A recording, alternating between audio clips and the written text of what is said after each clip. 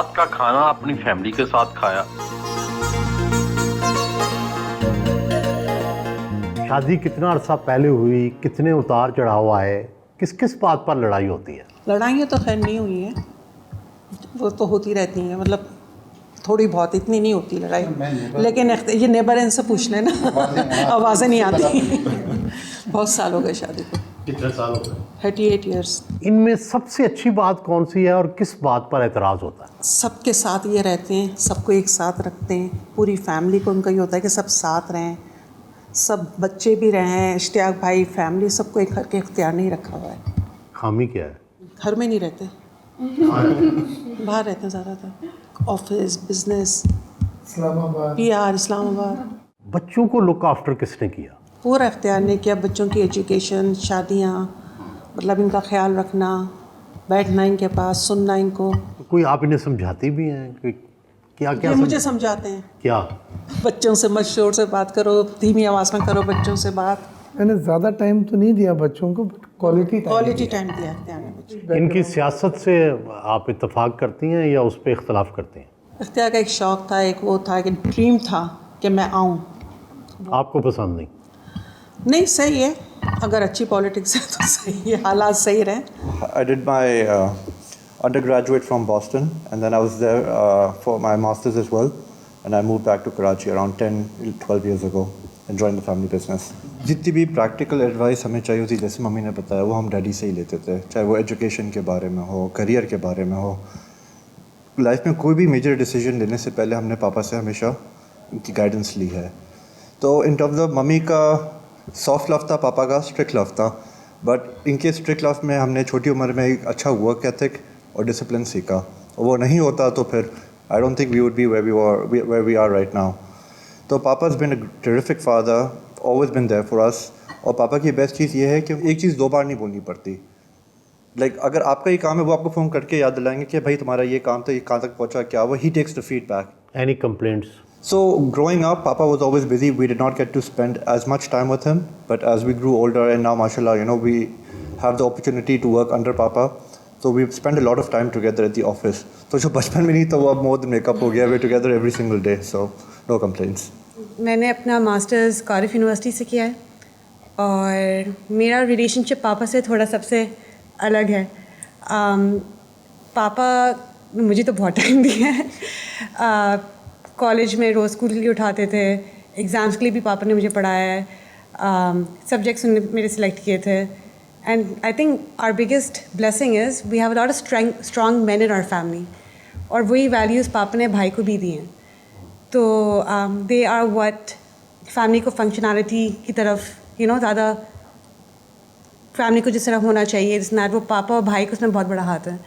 And we have a lot of supportive women in the family, जिसकी वजह से, you know, the family stayed together. मैंने McGill university से पढ़ा है, बैचलर्स किया है मिगिल से, और अभी मैं प्री नेटल योगा सिखाती हूँ। आई थिंक सबसे अच्छी चीज़ होगी कि पापा ने एटलीस्ट फॉर आना मनाए हमें काफ़ी इंडिपेंडेंट बनाया है, काफ़ी यंग एज से। He is always put a very high regard to education. तो ग्रेड्स बहुत इम्पोर्टेंट थे, अटेंडेंस बहुत इम्पोर्टेंट था, एंड बचपन से हमें यही सुनते आए कि you should be independent. And drawback, हमने काफ़ी टाइम स्पेंड नहीं किया था when we were kids with पापा, but he spends a lot of time with his grand kids.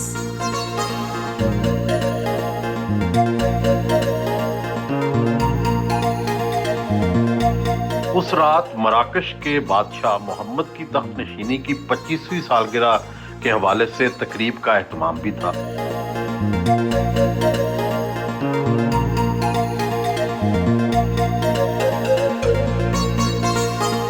समाजी और सियासी शख्सियात के अलावा मुख्तलिफ ममालिक के कौंसल जनरल ने भी शिरकत की।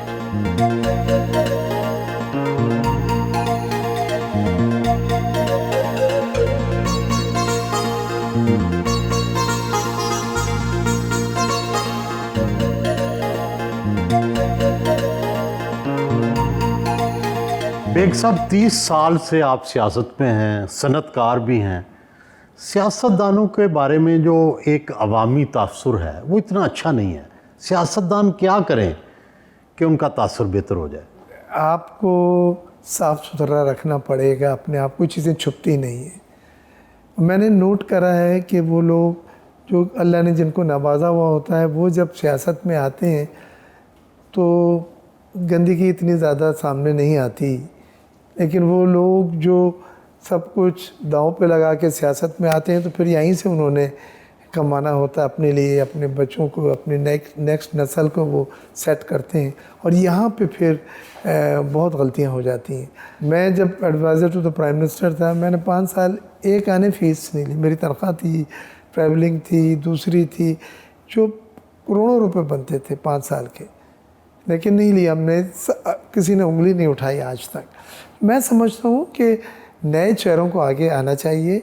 पीपल्स पार्टी ने इस बार नए लोगों को इलेक्शन में टिकट भी दिए हैं, कुछ लोग नए सामने बिजनेसमैन आए भी हैं जो मुल्क के लिए, उन्होंने सब कुछ देख लिया, मुल्क के लिए कुछ करके जाना चाहते हैं। मैं समझता हूँ चांस देना चाहिए। लेकिन हमारे यहाँ तो सनतकारों के बारे में भी यही तासुर है कि लूट खसूट है और ये IPPs है या सीमेंट के अंदर है या और बाकी चीज़ों में भी लोगों की बड़ी शिकायत हैं।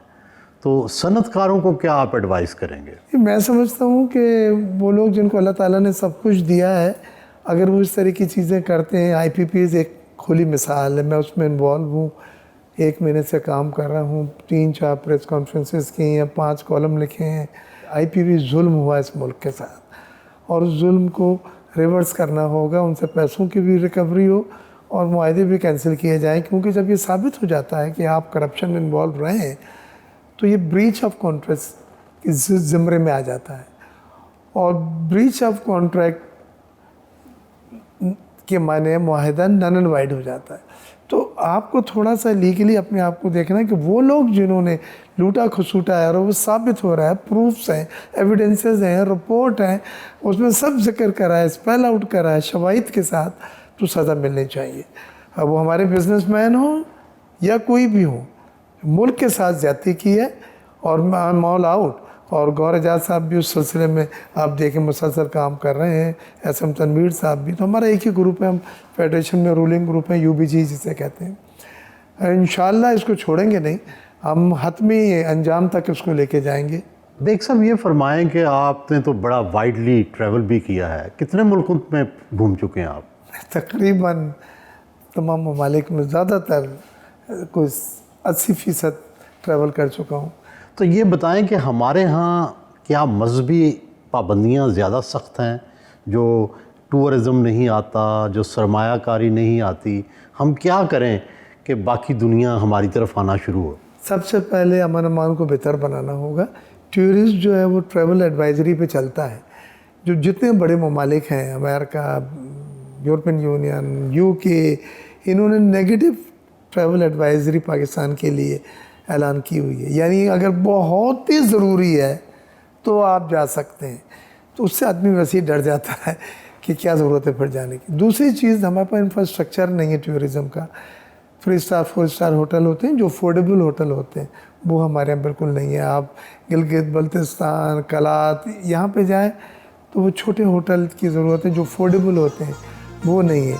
तीसरी चीज़ ये है कि वीज़ाज़ पे बड़ी, हमारे यहाँ वैसे तो पाकिस्तान चाहता है कि टूरिज़म फ़रोग हो, लेकिन वीज़े में बड़ी सख्तियाँ थी। अब 126 ममालिक को अपॉन अराइवल वीज़ा दिया हम लोगों के कहने से। अदाकारा कौन सी आपको सबसे अच्छी लगती है? देखिए, मुझे इंडिया में हैं जो कुछ अच्छी लगी, लेकिन पाकिस्तान में रीमा ने अपने आप को बड़ा इम्प्रूव किया है, बड़ा रिफाइन किया है। बाकी एक्ट्रेसेस जो उनके साथ की थी वहीं हैं। रक्स से भी दिलचस्पी है आपको? डांस इतने ज़्यादा मुझे नहीं है। मुझे शेर व शायरी से और म्यूज़िक से ख़ास तौर पे, और राहत फ़तेह अली ख़ास तौर से मेरा फेवरेट है। और गाड़ी में मेरे पास इंस्ट्रूमेंटल होते हैं। इस घर में भी जब दावत वावत होती हैं तो हल्का हल्का म्यूज़िक जो इंस्ट्रूमेंटल, वो मुझे बहुत अपील करता है।